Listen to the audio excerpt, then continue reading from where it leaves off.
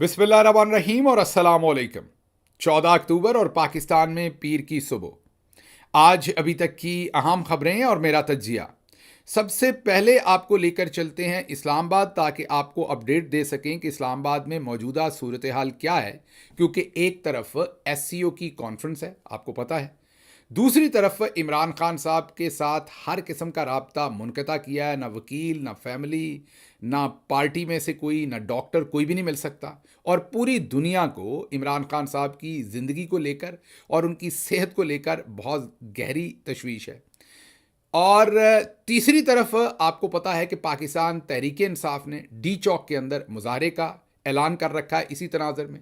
और चौथी तरफ जो है वो हुकूमत के वज़रा हों या बहुत सारे सहाफ़ी हज़रात हों, वो कह रहे हैं कि एससीओ के मौके पर आप ये मुज़ाहरा ना करें, ये मुल्की वक़ार के ख़िलाफ़ है। अब इन तमाम हालात के अंदर आपके जहन में यकीनी तौर पर दो सवालात उभर कर सामने आ रहे हैं। पहला सवाल तो आपके जहन में है कि क्या मौजूदा रजीम जो है वो एससीओ के मौके पर इमरान खान साहब तक एक्सेस देंगे किसी को या नहीं देंगे। ये पहला सवाल है आपके जहन में कि क्या इमरान खान साहब तक रिसाई होगी, उनकी सेहत के बारे में, उनकी तंदुरुस्ती के बारे में, उनकी हिफाजत के बारे में लोगों को पता चल सकेगा। और दूसरा सवाल आपके जहन में है कि अगर ऐसा ना हुआ तो क्या पाकिस्तान तहरीक इंसाफ पर एहतजाज करेगी। ये दो मेरा ख्याल मेन सवालात हैं। और फिर अगले सवालात आपके ज़ाहिर है तरमीम के बारे में भी हैं, उसकी तरफ भी आते हैं, लेकिन पहले ये दो सवालात हैं। तो पहला सवाल, उसको जानने के लिए हमने इस्लामाबाद के अंदर जो ऐसे जर्नलिस्ट या ऐसे मुदब्बर लोग जो अंदर की इंफॉर्मेशन भी रखते हैं और गहरी नज़र रखते हैं, उनसे बातचीत की। तो उन्होंने कहा कि उन्हें ये लगता है कि हुकूमत आज किसी ना किसी शक्ल में इमरान खान साहब तक रसाई दे देगी। आज भले रात गए तक दे या दिन में दे, ये उनका ख्याल है, ज़ाहिर तज्जिया है, गलत हो सकता है, ये उनकी इन्फॉर्मेशन है, गलत हो सकती है। लेकिन इस्लामाबाद से, ग्राउंड से जो हमें इन्फॉर्मेशन मिल रही है, और ये किसी सियासी पार्टी ज़राए से नहीं कह रहा मैं, ये जो इंडिपेंडेंट जर्नलिस्ट हैं, जो इंडिपेंडेंट ऐसे लोग हैं जो हुकूमती सर्कल्स के भी कई दफ़ा इन होते हैं या इस्टेब्लिशमेंट के अंदर की खबर भी उनके पास होती है, वो ये कह रहे हैं। तो मैंने उनको काउंटर किया कि आपको ऐसा क्यों लगता है। वो कहते हैं कि पाकिस्तान तहरीक इंसाफ छींक भी मार दे तो ये कंटेनर स्थान बना देते हैं इस्लामाबाद को, हर तरफ कंटेनर लगा देते हैं। 800 600 कंटेनर लगा दिया जाता है रावलपिंडी इस्लामाबाद के अतराफ़ में। अभी तो एससीओ हो रही है और कहीं पर कोई इंतज़ाम नहीं किया गया पाकिस्तान तहरीक इंसाफ के एहतजाज को रोकने के लिए। तो मैंने एक काउंटर क्वेश्चन किया जानबूझकर, ये आपके लिए इन्फॉर्मेशन लाने के लिए, ऐसा नहीं कि मैं ऐसा सोचता हूँ, लेकिन इन्फॉर्मेशन गैदर करने के लिए एक आर्गूमेंट उनके सामने मैंने फेंका। और मैंने कहा कि हो सकता है उनको लगता हो कि तहरीक इंसाफ खुद सीरियस नहीं है एहतजाज करने में, ये उनकी रीडिंग हो। उन्होंने कहा नहीं, ऐसा नहीं हो सकता, क्योंकि अगर वो ऐसा भी सोच लें तो उनको पता है कि जो इमरान खान को चाहने वाले वर्कर हैं, आम पब्लिक है, अगर पार्टी की लीडरशिप ना भी निकली तो उन्होंने निकल आना है।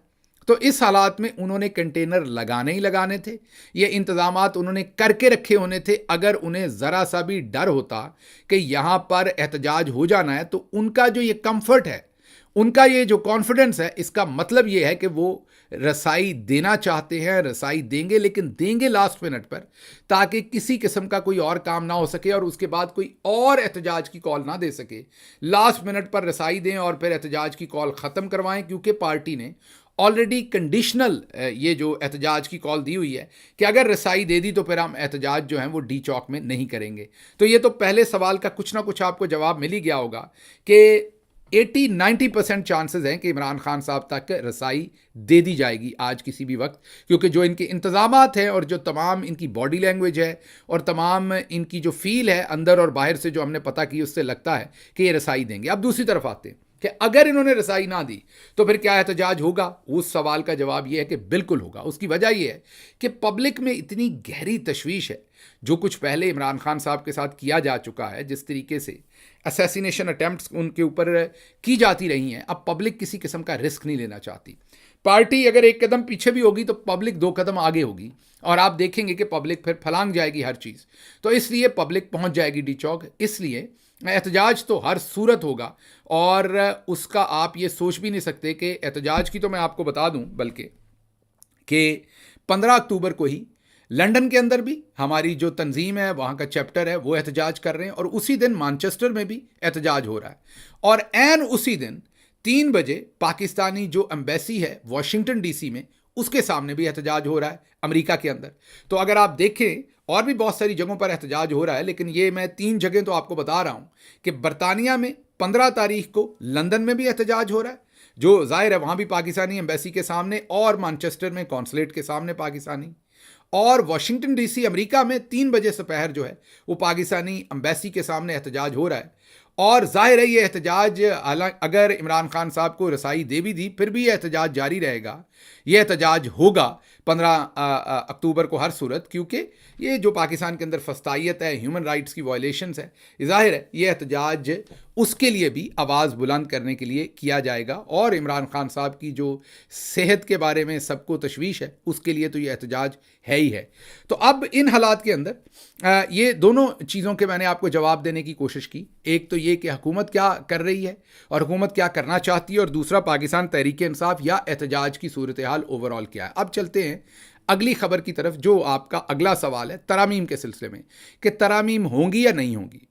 अब सबके ड्राफ्ट तकरीबन सामने आ चुके हैं, और उसमें जो मौलाना फजल रहमान साहब का ड्राफ्ट है उसको अगर आप पढ़ें तो अमूमी तौर पर वो ड्राफ्ट जो है वो बड़ा बैलेंस नज़र आता है, और बंदा एक दफ़ा हैरान परेशान हो जाता है, हैरान नहीं बल्कि हैरान हो जाता है कि इतना अच्छा ड्राफ्ट फजल रहमान साहब ने बनाया, उसमें कोई ऐसी बात तकरीबन नज़र नहीं आती जो कोई बड़ी अचंभे की हो या आपको शॉक करे, अनलेस कि आप 23 शिकें पढ़ने के बाद जब आप 24वीं शिक पर जाते हैं तो वहाँ पर जाकर आपकी आंखें खुलती हैं कि ये बारीक वारदात वहाँ पर डाली जा रही है। अगर आप देखें तो वो आईनी अदालत के हक में नहीं है, वो कहते हैं बेंच बनाएं चीफ जस्टिस और सीनियर जजेस पर, इसी तरह हाई कोर्ट में भी ऐसे ही बेंच बनाएं, तो वो तो मुनासिब बात है, हिंदुस्तान में भी ऐसा है।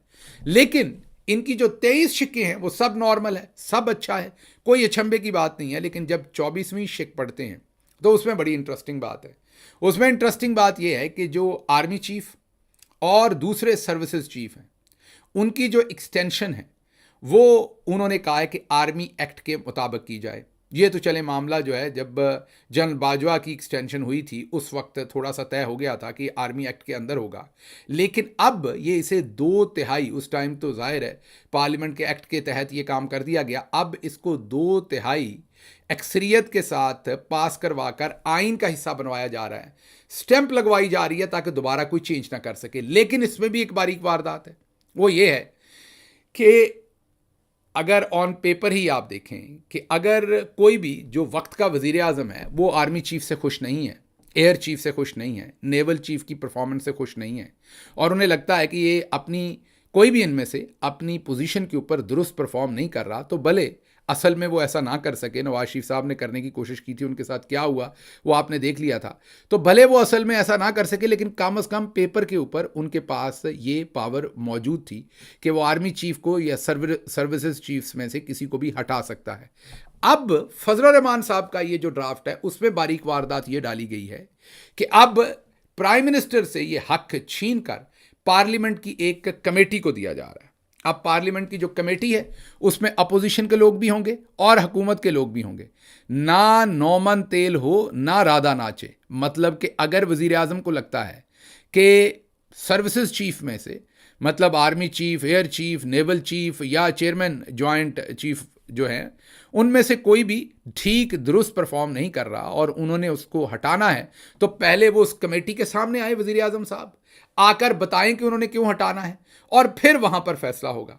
अब आप खुद ही सोच सकते हैं कि जहां पर हुकूमतों को ये फैसले नहीं करने दिए जाते, वहां अगर ये मामला अपोजिशन के भी सुपुर्द कर दिया जाएगा, वो भले अपोजिशन पीटीआई हो या नून हो, तो फिर किसने ये मामला करने देना है। तो इसका मतलब वज़ीर आज़म के मुकम्मल हाथ पांव बांधे जा रहे हैं, और इस तरमीम के तहत जो असल कार्रवाई की जा रही है वो ये है कि एक दफ़ा वो अपॉइंट हो गए, अपॉइंटमेंट का एक तो तरीकाकार जो है वो उनकी अपॉइंटमेंट एक्सटेंशन का तरीकाकार आर्मी रूल्स के अंडर कर दिया गया है। दूसरी बारीक वारदात है कि एक दफ़ा अपॉइंटमेंट हो गई तो उनको हटाने के लिए या इवन उनको एक्सटेंशन देने के लिए भी इख्तियार वज़ीर आज़म के पास नहीं होगा, वो उस कमेटी के पास होगा। ये फजल रहमान साहब तरमीम जो है वो पेश करने जा रहे हैं। अब आपके ज़हन में एक बड़ा सवाल उठता होगा कि ऐन इन दिनों में इमरान खान साहब की जो एक्सेस है वो क्यों बंद की गई है। आप समझते होंगे ये एससीओ की वजह से है, आप समझते होंगे एहतजाज ना करवा दें इमरान खान इस वजह से है। मेरा नहीं ख्याल, मेरे ख्याल में असल एक्सेस बंद करने की वजह यह है कि अगर इमरान खान साहब से एक्सेस होगी तो वो ऐसी किसी तरमीम का हिस्सा अपनी पार्टी को नहीं बनने देंगे। कोशिश अब पूरी होगी कि किसी ना किसी तरीके से पाकिस्तान तहरीक इंसाफ को किसी चक्कर में फंसा के, प्रेशर डाल के, किसी तरीके से लूर करके, वरगला के इन ड्राफ्टों में से, भले मौलाना साहब वाला ड्राफ्ट, भले पीपल्स पार्टी का ड्राफ्ट, भले नून का ड्राफ्ट, भले कोई और ड्राफ्ट, किसी ना किसी तरह से किसी ना किसी ड्राफ्ट के ऊपर तहरीक इंसाफ से अंगूठा लगवाया जाए, ताकि बाद में कहा जाए कि ये पाकिस्तान की तमाम पॉलिटिकल पार्टीज का मुतफ़िका फैसला है। सर्विसेज चीफ्स एक दफ़ा लग जाएं तो उनको वज़ीर आज़म भी नहीं हटा सकता, और उनकी एक्सटेंशन भी वज़ीर आज़म नहीं देगा, पार्लियामेंट की एक कमेटी देगी। तो अब कहने की बात आपके सामने ये है कि मेरे ख्याल में इस वजह से इमरान खान साहब की एक्सेस बंद की गई है, क्योंकि इनको मालूम है कि इमरान खान साहब ने ऐसी किसी एक्सटेंशन का हिस्सा अपनी पार्टी को नहीं बनने देना। अब जितने भी लोग जो इमरान खान के नज़रिए पे खड़े हैं और पार्टी की सीनियर लीडरशिप में या सीनियर पोजीशंस पर हैं, वो मेरा आपसे वादा है कि वो भरपूर कोशिश करेंगे कि अपने ताईं तो पूरा जोर लगाएंगे कि पाकिस्तान तहरीक इंसाफ इमरान खान साहब के पूछे बगैर, उनकी अप्रूवल के बगैर किसी भी आईनी तरमीम का हिस्सा किसी सूरत मत बने। ये पूरी कोशिश होगी, जितने भी लोग इमरान खान के साथ नज़रिए पर खड़े होने वाले उनकी पार्टी के अंदर हैं, मुझ समेत, हम भरपूर कोशिश करेंगे और कोशिश करेंगे कि अगर किसी भी तरमीम के ऊपर तहरीक इंसाफ से कोई वोट लेना है तो पहले इमरान खान साहब को उस तरमीम के ऊपर, उस मसवदे के ऊपर कॉन्फिडेंस में लिया जाए। तो ये तो थी वो बारीक कार्रवाई जो की जा रही थी। अब आगे चलते हैं। सदर किसान इत्तेहाद खालिद खोखर वो फट पड़े हैं कि रेंजर्स को किसानों के घरों पर भेजा जा रहा है, छापे मारे जा रहे हैं, किसानों को पकड़ा जा रहा है, उनको बेइज्जत किया जा रहा है, किसानों के साथ बुरा सलूक किया जा रहा है। ये कौन कह रहा है? ये खालिद खोखर कह रहे हैं। सदर हैं किसान इत्तेहाद के, हमारे अच्छे दोस्त हैं और किसानों का कोई ना कोई काम करते रहते हैं। लेकिन एक बड़ी बदकिस्मती की बात है कि जब भी कोई डिसाइसिव काम होता है, ये भी इस्टेब्लिशमेंट के साथ जाके खड़े हो जाते हैं। याद कीजिए कि जब 90 दिन में इलेक्शन करवाने की बात थी तो यही खालिद खोखर साहब ने एक फितना छोड़ा था कि इससे मुल्क के अंदर बदअबनी होगी, इंतशार फैलेगा, तो ये 90 दिन में इलेक्शन की बात ना करें। तो इसका मतलब ये है कि खालिद खोखर साहब भी, जैसे मैंने आपको कहा कि बहुत सारे वकला के जो बड़े बड़े लीडरान हैं वो भी फरमाइशी प्रोग्राम करते हैं। माजरत के साथ कहूँगा, हमारे दोस्त हैं, लेकिन माजरत के साथ कहूँगा कि खालिद खोखर साहब भी कोई इंडिपेंडेंट पोजीशन नहीं लेते। उनको भी जो चाबी चौधरी की तरफ से चढ़ाई जाती है वो भी उतना की काम करते हैं, और वो भी जब ऐन वक्त आता है किसानों के मुतालबात मनवाने का तो वो भी ढेर हो जाते हैं और किसानों के इंटरेस्ट को फिर उस किसी छोटी मोटी बात के ऊपर बेच डालते हैं। तो इसलिए इनका ये जो इनकी जाहिर है इस टाइम गमो गुस्सा है, उसको मैं इतना सीरियस नहीं लूँगा, क्योंकि ये इसी तनख्वाह पर काम करेंगे और कोई लंबा चौड़ा प्रोटेस्ट कॉल नहीं करेंगे। ये मैं अभी से प्रेडिक्ट कर रहा हूँ। हाँ, बस हो सकता है कि एक आध जगह पर छोटा मोटा मुजाहरा करें और फिर टाइम टाइम फिश, क्योंकि माजी में हमने देखा है कि जब भी कहीं आइन की बात हुई, असूल की बात हुई, तो खोखर साहब जो है उन्होंने पतली गली से कट मारी है और इस्टेब्लिशमेंट के साथ जाने का अपना जो है वो फैसला किया है। अच्छा जी, आगे चलते हैं। पंजाब हुकूमत ने एक नया ही कारनामा किया है। पंजाब हुकूमत में पुलिस के पैरेलल अब एक मरियम फोर्स बनी है। जी हाँ, ये पंजाब असेंबली के अंदर सिर्फ 5 मिनट के अंदर ये अथॉरिटी पास करवा ली गई है, ये फोर्स पास करवा ली गई, इसका बिल पास करवा लिया गया। ना ये किसी कमेटी में गया, ना ये मीडिया के पास गया, ना वकला के पास गया, ना इसके ऊपर कोई डिबेट हुई, ना असेंबली के अंदर डिबेट हुई। 5 मिनट के अंदर ये पास करवाया गया। और बदकिस्मती से हमारी जो अपोजिशन है वहाँ पर, पाकिस्तान तहरीक इंसाफ की, बदकिस्मती से उनकी जो परफॉर्मेंस है वो बदतरीन है ऐसे मामलात के अंदर कि वो बोल के ही राज़ी नहीं है, वो कुछ करके ही राज़ी नहीं है, और बलडोज करके चीज़ें उनकी नज़रों के सामने हो रही हैं और वो खामोश तमाशा ही वहाँ पर बैठे हुए हैं। ये बहुत ही बदकिस्मती की बात है। ये इमरान खान के ना नज़रिए की बात है, ना इमरान खान ऐसे चाहते हैं कि इस तरीके से वहाँ पर बिल्कुल साइलेंट किस्म का जो है एक बिहेवियर हो हमारा, और 5 मिनट के अंदर कानून साजी करवा ली जाए, और हमारे 100 से ज़्यादा मेंबरान जो हैं वो, उनके ऊपर कोई कदगन नहीं है कि वो वहाँ पर एहतजाज करें। लेकिन बच्चर साहब समेत हमारे जितने भी दोस्त हैं वो वहाँ पर कान में डाले रड़क नहीं रहे। पता नहीं, समझ नहीं आ रही कि उनको हुआ क्या है, वो इतना साइलेंट मोड पर क्यों लग गए हैं। और इस तरह की कानून साजी जो फस्तायत है, फाशिज्म है। मतलब अब ये जो फोर्स बनाई गई है, जो 5 मिनट में अप्रूव की गई है, ये पुलिस से भी बदतर फोर्स बना दी गई है और इसकी चेयरपर्सन जो है वो डायरेक्टली मरियम नवाज साहबा होंगी और ये फोर्स किसी को भी कभी भी उठा सकेगी, किसी के भी घर में जा सकेगी, किसी के घर में भी छापा मार सकेगी, किसी की तलाशी ले सकेगी, किसी से भी कोई चीज़ जो है वो उगलवा सकेगी, किसी पर तशद्दुद भी करेगी, जाहिर है जब फोर्स बना दी जाएगी। और एंटी टेररिज्म जो है फोर्स से लेकर तो CIA तो जितनी भी फोर्स है ना इस टाइम तकरीबन तमाम के इख्तियारात इनको दे दिए हैं। हम नहीं कह रहे, ये डॉन न्यूज़पेपर के अंदर ये लगा है कि 5 मिनट में इसको पास करवा दिया गया है।